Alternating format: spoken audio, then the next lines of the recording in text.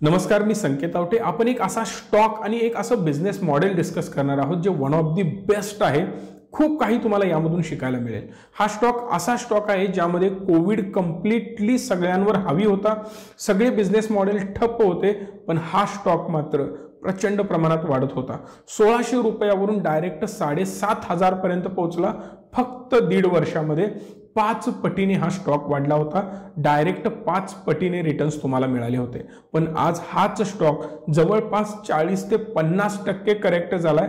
आता हे business model पुढे कसं वर्क होईल, काय कारण आहेत या स्टॉकला खाली येण्यामागे, हे आपण डिस्कस करणार। त्याआधी चॅनलला सबस्क्राइब करा, बेल आयकॉनला प्रेस करा आणि अशाच नवनवीन व्हिडिओ पाहत राहा। या व्हिडिओमध्ये फक्त आपण स्टॉक एनालिसिस नाही तर कंप्लीट बिझनेस एनालिसिस करणार, ज्याचा उपयोग तुम्हाला सुद्धा तुमच्या पर्सनल लाईफ मध्ये होणार आहे। या कंपनीची सुरुवात केली होती संजीव बिकाचंदानी यांनी। 1963 साली त्यांचा जन्म झाला होता।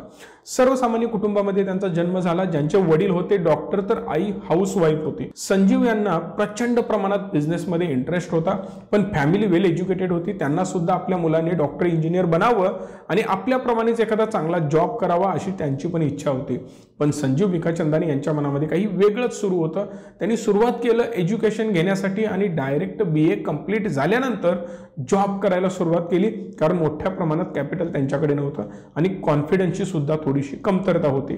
BA झाल्यानंतर त्यांनी पहिली कंपनी जॉईन केली। त्या कंपनीचं नाव होतं लिंटास। अकाउंट एक्झिक्युटिव्ह म्हणून त्यांनी काम बघायला सुरुवात केली, जे फक्त 3 वर्ष त्यांनी तो जॉब कंटिन्यू केला, कारण बिझनेसचं वेळ त्यांच्या मनामध्ये प्रचंड होतं आणि हे वेळ आणि हा कॉन्फिडन्स कुठून पूर्ण होणार, त्यासाठी करावं लागेल MBA केलं म्हणजे आपल्याला बिझनेस येणार, ही एक त्यांची अपेक्षा होती। एक बेसिक आपलं फंडामेंटल स्ट्रॉंग होईल असं त्यांना वाटत होतं, म्हणून त्यांनी IIM मधून MBA पूर्ण केलं। MBA पूर्ण केल्यानंतर त्यांनी एक कंपनी जॉईन केली। कंपनीचं नाव होतं हिंदुस्तान मिल्क फूड मॅन्युफॅक्चरर्स। 1च वर्ष त्यांनी तो जॉब केला आणि त्यानंतर जॉब करत असतानाच त्यांच्या वर्गमैत्रिणीबरोबर त्यांचा विवाह झाला। विवाह होताच 1 वर्षामध्ये त्यांनी तो जॉब सोडला।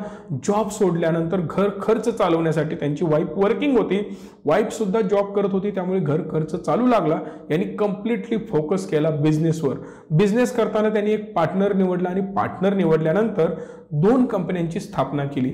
एक होती इंडमार्क आणि दुसरी कंपनी होती इन्फोएज लिमिटेड। इन्फोएजची सुरुवात करण्यामागे एक सिंपल कन्सेप्ट होती। ते जेव्हा MBA करत होते IIM मधून, त्यावेळी वेगवेगळ्या कंपन्या इंटरव्ह्यूसाठी आल्या होत्या, यांना हायर करण्यासाठी आल्या होत्या। हायर करताना सिटी बँक आणि त्याचबरोबर हिंदुस्तान युनिलिव्हर, याचबरोबर अजून 2 कंपन्या आल्या होत्या। या टोटल 4 कंपन्यांपैकी सिटी बँकने पहिला इंटरव्ह्यूज घेतले आणि त्यांनी पहिला एक अट ठेवली की आम्ही तुम्हाला लगेच ऑफर लेटर देऊ, पण तुम्हाला हा जॉब ॲक्सेप्ट करावा लागेल, इतर कुठेही तुम्हाला इंटरव्ह्यूज द्यायचे नाहीत। हे जेव्हा त्यांच्या लक्षात आलं तेव्हा कळून चुकलं होतं की आपल्याला आता कंपन्यांचे सर्वे करावे लागतील, कुठल्या कंपन्या किती सॅलरीज देतात याचा सर्वे त्यांना करायचा होता आणि इन्फोएजच्या माध्यमातून हा बिझनेस त्यांना रन करायचा होता। दुसरी कंपनी होती एंडमार्क लिमिटेड। एंडमार्क ही फार्मास्युटिकल ट्रेडमार्क रजिस्ट्रेशनसाठी मदत करायची, त्या फील्डमध्ये काम करायची। फार्मास्युटिकल किंवा इतर ट्रेडमार्क जे होते त्यामध्ये खूप मोठ्या प्रमाणात डिले व्हायचा जर तुम्हाला रजिस्ट्रेशन करायचं असेल तर, पण त्यावर सोल्युशन काढण्यासाठी हे काम करू लागले। आता तो बिझनेस मॉडेल आपण जास्त डिस्कस करणार नाही, कारण दोघा पार्टनरना या दोन्ही कंपन्यांमधून चांगलं अर्निंग मिळत नव्हतं। दॅट्स वाय त्यांनी निर्णय घेतला स्वतः सेपरेट व्हायचा। 1993 साली दोघांनी आपले बिझनेस वाटून घेतले। त्याच्या पार्टनरनी घेतला एंडमार्क आणि संजीव बिकाचंदानी यांनी घेतली इन्फोएज लिमिटेड। इन्फोएजचा सुद्धा काही चांगला रेव्हेन्यू नव्हता आणि एंडमार्कचा सुद्धा नव्हता, त्यामुळे संजीव बिकाचंदानी यांना जॉब करावा लागला। साइड बिझनेस म्हणून ते वीकेंडमध्ये लेक्चरशिप करत होते, लेक्चरर बनले होते ते।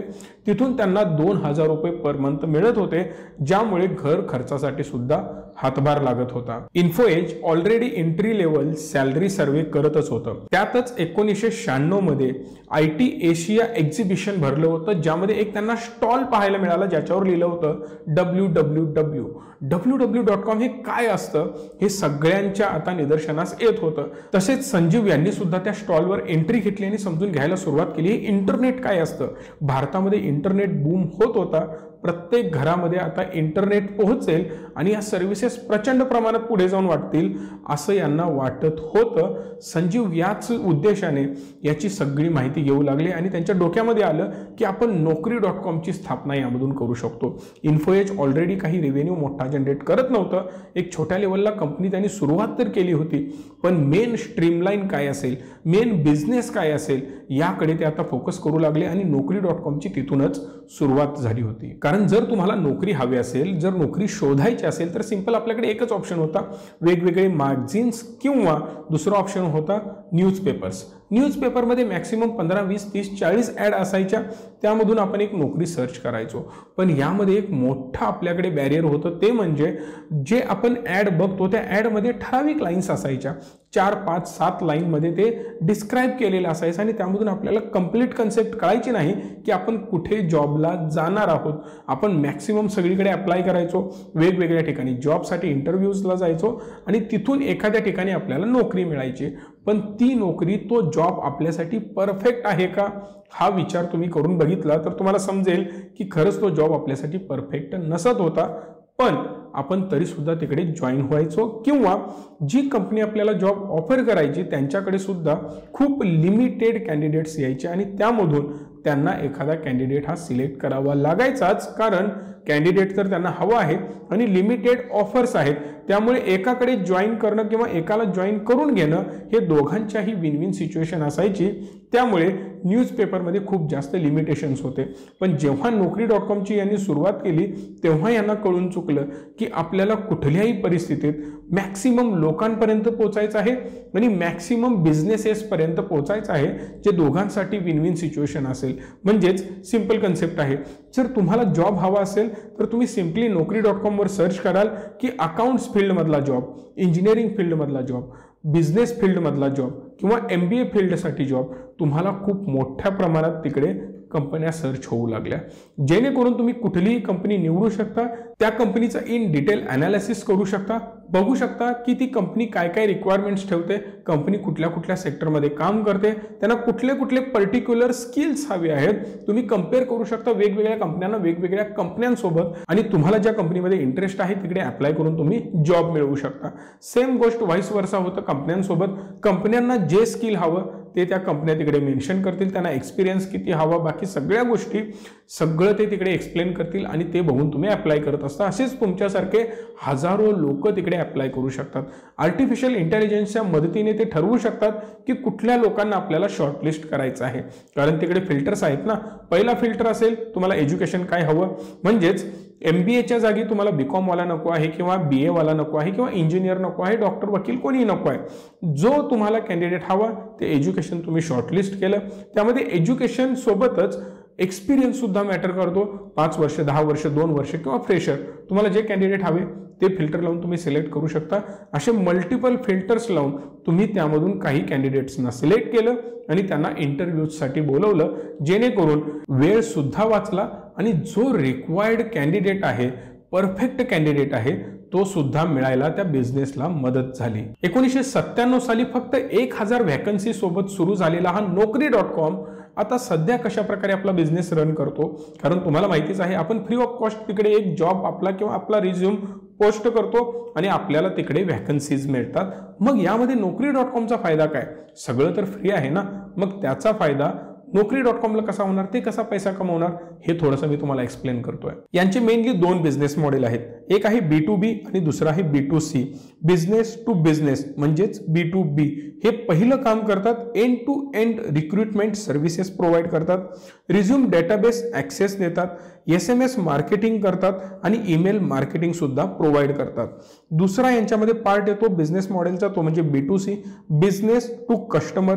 डायरेक्ट कस्टमर पर्यंत हे पोहोचतात आणि त्यामध्ये पहिला यांच्याकडे अर्निंग सोर्स आहे तो म्हणजे जॉब सीकर्स, दुसरा आहे रिझ्यूम रायटिंग, तिसरा आहे प्रोफाईल इन्हान्समेंट आणि चौथा ऑप्शन आहे सम प्रीमियम जॉब सजेस्ट, हे सुद्धा करतात. एवढं सांगूनही प्रश्न पडला असेल, अरे कहना क्या चाहते हो, तेच मी वेबसाईटवर दाखवतोय.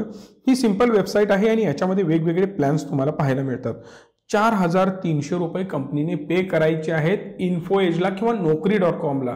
समजा माझी कंपनी आहे, मला कॅन्डिडेटची गरज आहे, तर मी सिम्पली 4,300 रुपये यांना पे करेन आणि माझी जे काही रिक्वायरमेंट आहे ते सगळं मी तिकडे पोस्ट करेन.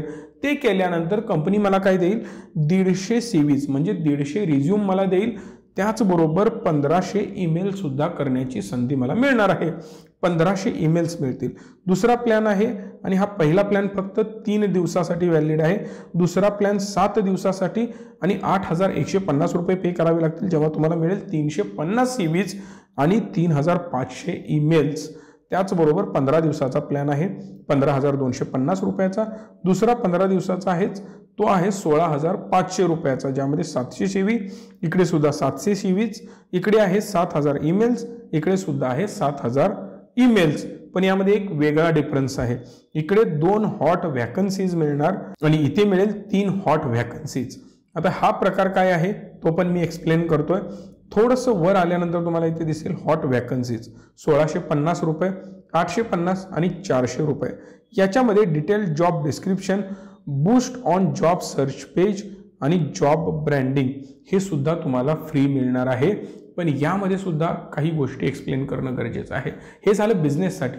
पण तुम्ही स्वतः जर कस्टमर असाल तर तुमच्याकडून हे पैसा कसं कमवतात. जर तुम्हाला प्रीमियम जॉब हवा असेल तर यांचं प्रीमियम पॅकेज तुम्हाला घ्यावं लागेल.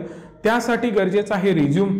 बेस्ट रिझ्यूम कसा लिहायचा, रिझ्यूममध्ये कुठले लेटर्स असायला पाहिजेत, तुमचा एक्सपिरियन्स कसा तुम्ही एक्सप्लेन करणार. बेस्ट रिझ्यूम बनवण्यासाठी तुमची कंपनी मदत करते.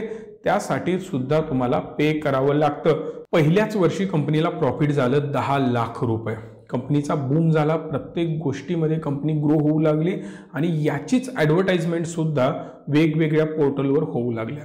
पण याची सगळ्यात मोठी दखल घेतली ती मीडियाने सुद्धा कंपनीला उचलून धरलं, ज्यामुळे कंपनीची ॲड मोठ्या प्रमाणात झाली आणि कंपनीचं जसं प्रॉफिट वाढेल तसं कंपनीने स्वतःच्या ॲड्स सुद्धा डिस्ट्रीब्यूट करायला सुरू केल्या. दुसऱ्या वर्षी कंपनीचं प्रॉफिट होता 18 लाख रुपये आणि 2004 मध्ये डायरेक्ट कंपनीने रेव्हेन्यू कमावला 45 कोटी रुपये, ज्यामुळे कंपनी खूप मोठ्या प्रमाणात अजून एक्सपांड करू लागली. 2006 मध्ये कंपनीचा IPO लॉन्च झाला 320 रुपयाने.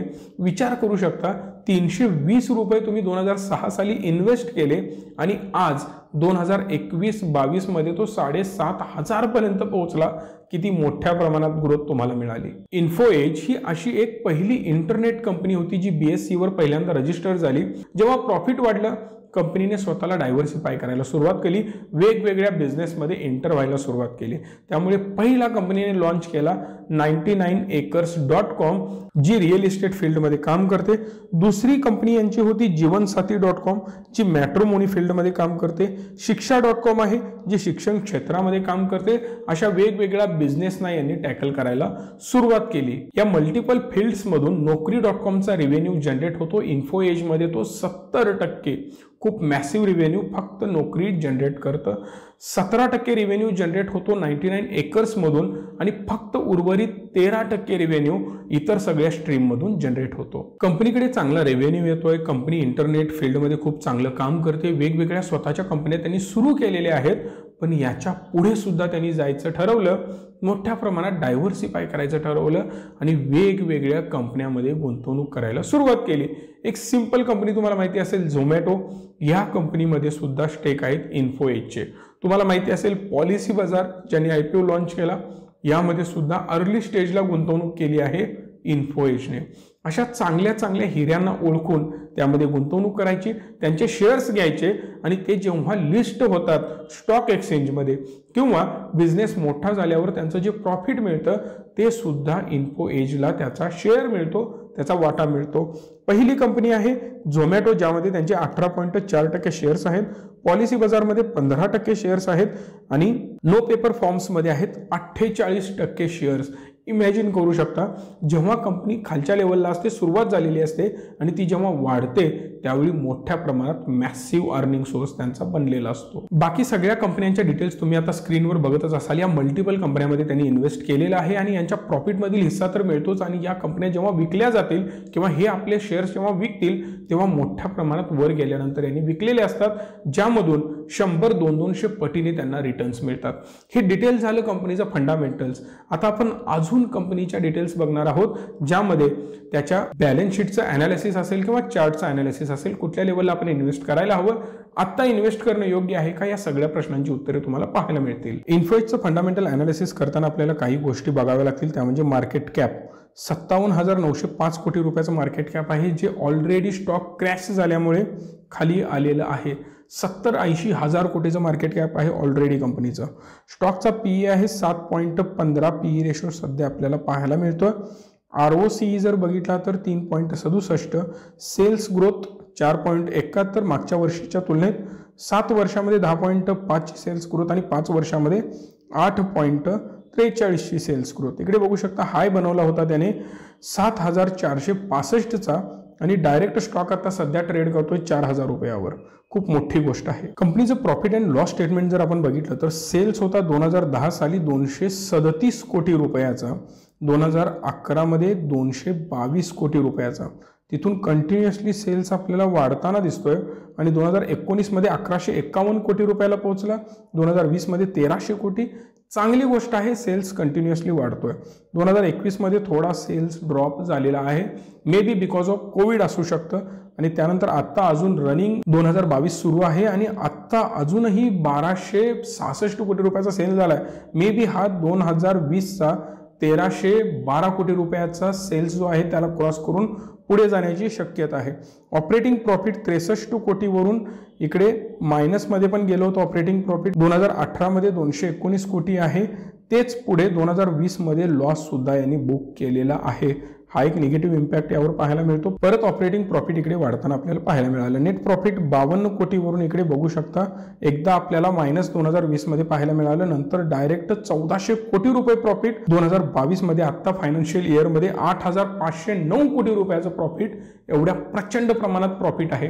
हे प्रॉफिट काय येतं, कारण IPOज यांनी लॉन्च केले.